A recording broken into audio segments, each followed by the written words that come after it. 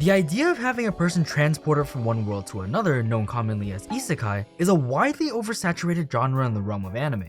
Ever since it was popularized in the 2010s, we've seen a surplus of isekai anime being pumped out, with only a handful of them actually being memorable, and the rest getting worse as time goes on. This is some kind of joke! Originally, isekai was just a tag like male protagonist or NTR, but the concept got copy and pasted so many times that it became an entire genre of anime, with the library spanning to hundreds of shows. At the beginning, isekai anime were welcomed with open arms, as shows with the idea were far and few in between. But as the idea was rinsed and repeated, people started getting sick of watching essentially the same show over and over. Isekai has now become a meme throughout the anime community, and you honestly might even get bullied for liking it these days. With how long it's been around and the amount of shows that's been produced, isekai has been refined down to the point where there's now a clear line between good and bad isekai anime. And the Eminence and Shadow dances on that line like a 12-year-old in Fortnite. The show knows the isekai genre is oversaturated, but couldn't give a rat's ass what anybody thinks and does whatever it wants, which ironically makes it kinda good. Sid is your average high schooler just cruising by in life, or at least that's what he wants you to think.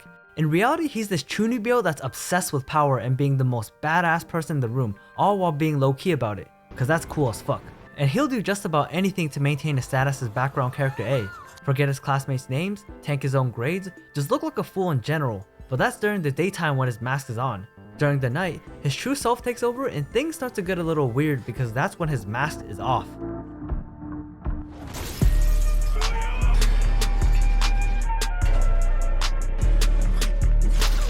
Just from his entrance alone, you can tell this guy is not normal. He just reeks of mental instability, but I'm pretty sure all the guys out there can agree, this guy's kinda cool. However, his coolness is merely the result of all the time and hard work he's put into honing his craft of badassery. And he's not so far gone into his own world to ignore the limitations of the one he's living in. He knows that no matter how much you dedicate yourself to learning badass things, there's limits to the physical human body. What martial art could avoid having a cat popped in your ass? The Joestar family secret? What if one day an atomic bomb was dropped on Japan for the third time in its history? What martial art could stop this impending doom? There is none. So you know what they say in times like these? If you can't beat the bomb, you just have to be the bomb.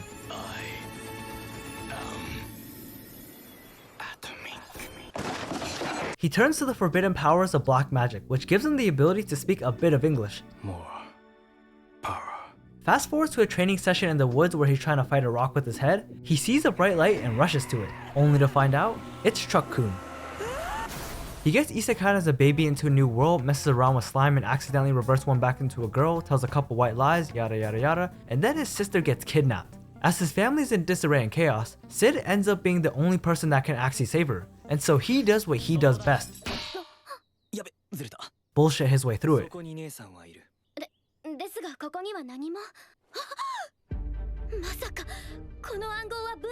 He ends up finding the bad guy off of pure coincidence and cuts his ass up before he pieces out. You might be thinking that he forgot to free his sister, but nope, he leaves her there on purpose because rescuing her will ruin his status as an NPC.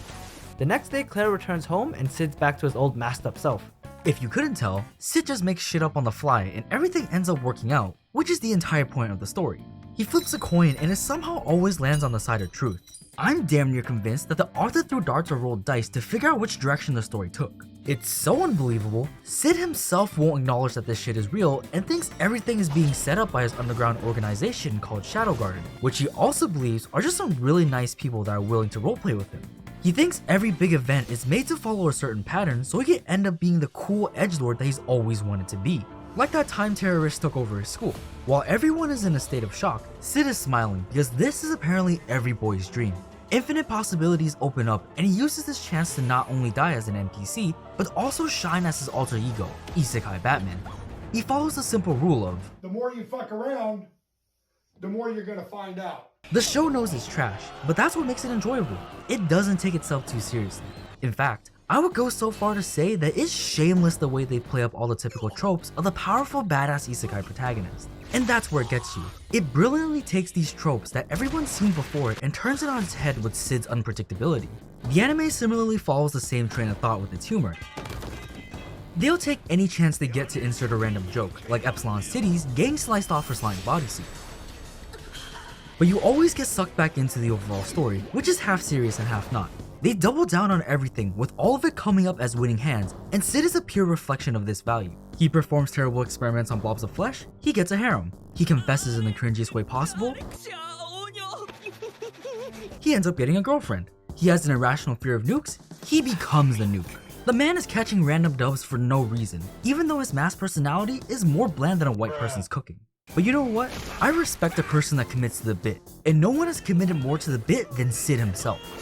The man does whatever it takes to make his mob personality look as pathetic as possible, while at the same time making Shadow be the envy of all Reddit users. He's not afraid to put in that dirty work of telling his friends he's gonna shit his pants or get completely dismantled in combat by the student council president. And if you think that's commitment, what if I told you he moved a whole ass piano deep into the recesses of a labyrinth and sprinkled feathers everywhere just so his speech to the student council president could be slightly more dramatic? Or how about the fact that he acted like a dog begging for money from his fake girlfriend just so he could fund his dreams? The man is dedicated to his goal of being, but you know what impressed us more? The subtle details. Without even saying a word, within the first 2 minutes, the anime already hints that Sid is the main character of the show, and it comes from the sound of his bag hitting the floor. Now if this was America, I'd tell you not to go to school that day, but because this is Japan, I'm inclined to think it's just something metallic and heavy and doesn't fire bullets, but I'm not sure, so let's listen to this next scene. 西村じゃないんだけど。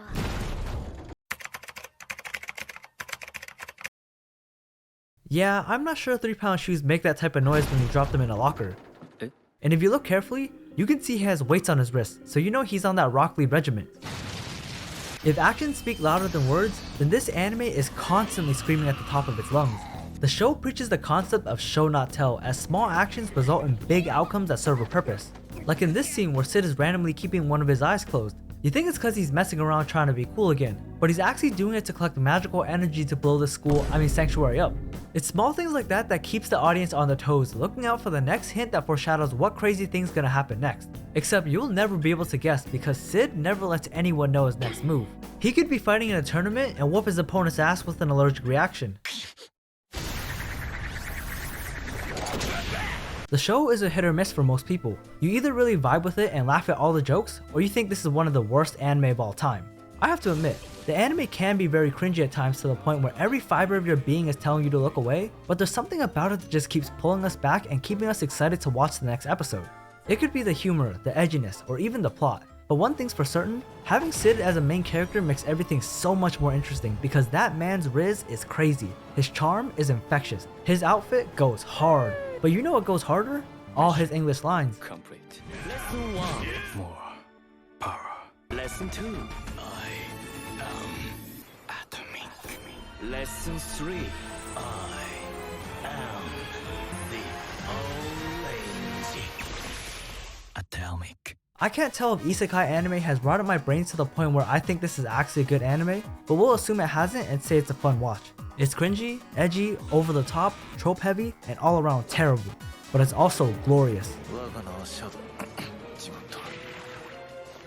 スタイリッシュ盗賊スレイヤーさん